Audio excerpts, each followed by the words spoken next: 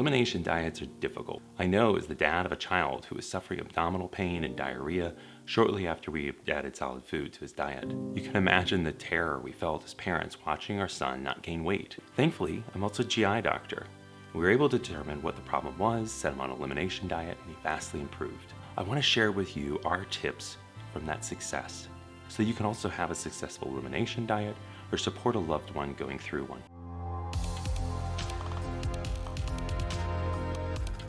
Hi, I'm Mark Cooper. These are 5 tips for a successful elimination diet, and at the end I'm going to throw in a trick to help you as well. Not that I would suggest that you break the rules that we laid out in our prior video. My first tip is that you need to have a support group, and I really encourage you to do this early because everything that follows you need to include the people that are closest to you. For us, that was including family, who might at times be the caretaker of our son.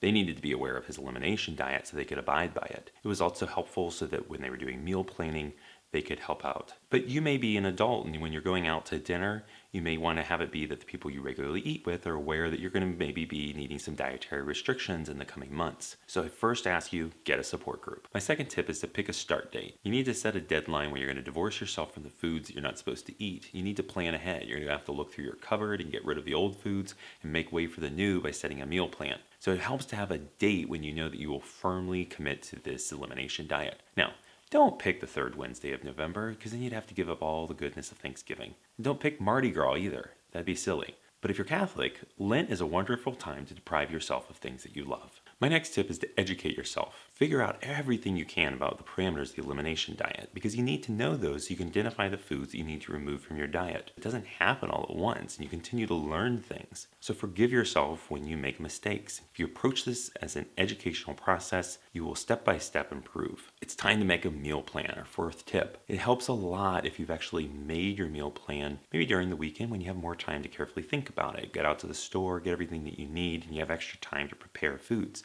Because the nature of an elimination diet is that you're going to have to be preparing much more food at home to ensure that these foods to eliminate are not present in your diet. It means you may need to be thinking about taking food to work or packing more lunches for your kids at school. So it really is an involved process, and making a meal plan helps you plan all of that ahead week by week.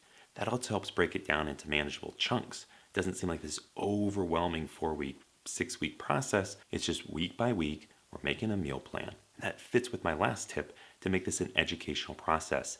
Each week, review your meal plan, look at what you weren't doing right last week, make it better next week. So you've planned for your breakfast, lunch, and dinner, but you also need to plan for impulses. We're impulsive creatures, and you're not going to be able to eliminate that too. So while you've gotten rid of dairy and you go and you have something like a chocolate because you wanted something sweet, you may have just had milk chocolate, and then you've had a lapse in your dairy elimination.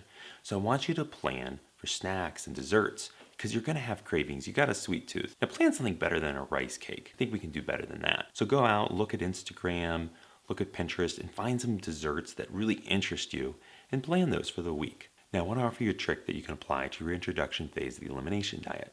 That is, how we prepare foods influences the proteins in them, which thereby influences how much they stimulate your immune system. Let's say you've eliminated berries. If you're eating some raw berries at breakfast, slow down.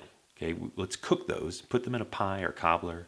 They'll taste delicious, and because they've been cooked, they may actually stimulate your immune system less. Let's say you're having a tall glass of milk. Pump the brakes on that.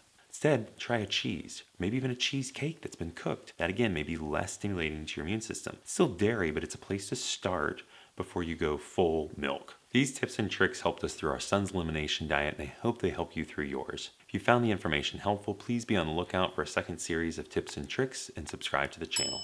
Thank you and be safe.